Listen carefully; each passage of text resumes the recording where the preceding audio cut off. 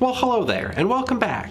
One of the most fun things about making your own ice cream is that you can create flavors and experiences that you just couldn't get anywhere else. And that's exactly what we'll be doing today with this Pear vanilla ice cream.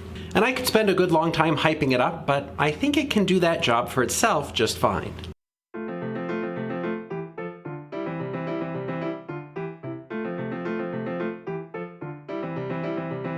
Okay, so as you can see, we've got all the fixins for a basic French-style ice cream. A cup of milk, 2 cups of heavy cream, 5 yolks of egg, 3/4 of a cup of sugar, and of course 2 very ripe and fragrant pears. Oh, and to help offset all that water they bring to the party, an additional 1/4 cup of sugar. We'll start by peeling the pears, being sure to get a close-up of that juice running over the blade. It's so mesmerizing you could imagine someone trademarking it. And then we'll cube them up and put them in a blender with the extra 1/4 cup of sugar and marvel as the distinct pear pieces merge into cosmic oneness. Our goal here is to end up with 2/3 of a cup of puree, which in this case, these 2 pears ended up being almost exactly that. So, blend them up, measure it out, and drink any extra with a straw if you want. That's the fun of cooking for yourself. Anyway, we'll continue by taking all our stuff over to the stove, where we'll toss the milk, cream, and 3/4 cup of sugar into a pot to get warm, comfortable, and steamy. Because, as you might already expect, we've got to temper those egg yolks, so we'll dribble in some of our steaming dairy, whisking, or forking, I guess, the eggs as we go. You could use a whisk, but forks are easier to clean. Anyway, once we've got those eggs well tempered and in a better mood, it's time to put them into the pool with the rest, and we can stir until the mixture thickens, again from watery to velvety. Once we've achieved that desirable thickened richness, we'll take the whole thing off the heat and dump in our pureed pair of pears. Oh, and as long as we're here having fun, we'll probably take a minute or two to savor that sound.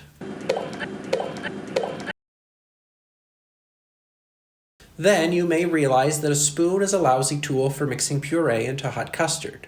So if you choose to resign yourself to cleaning a whisk, rest assured that I know how you feel. But then all you've got to do is run it all through a fine mesh strainer and leave it in the fridge to cool down.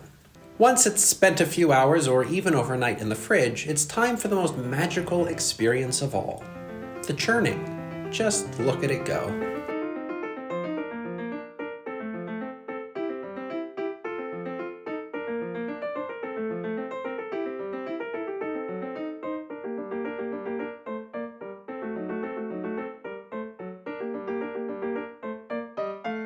When it is done, pack it up and stow it in the freezer, again, overnight. And any extra that's stuck inside the ice cream machine is of course your bonus for being so industrious. Enjoy it with zest. Now, coming back the next day, take a healthy scoop for yourself and admire the beauty of what you've done both visually and gustatorily. This is such delightful ice cream, with the distinctive fruitiness of pear, the intoxicating aroma of vanilla, and the cartoonish nonsense of trying to describe flavors. I've been playing around with a lot of flavors lately, but this one probably rates as one of the most elegant. Truly worth a try. And there you have it.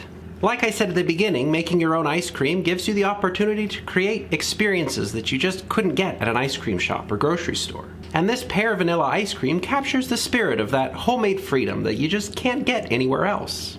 The pear and vanilla play together so well that I would highly recommend that you try this on your own. Of course, I will confess that this particular batch turned out maybe a little bit icy, so I'd recommend increasing the sugar to offset the water of the pears just a little bit more, maybe from a 1/4 cup to a 1/3. But as always, thanks for joining me in this discovery and watching today's video. Now, of course, if you'll excuse me, I've got something to take care of.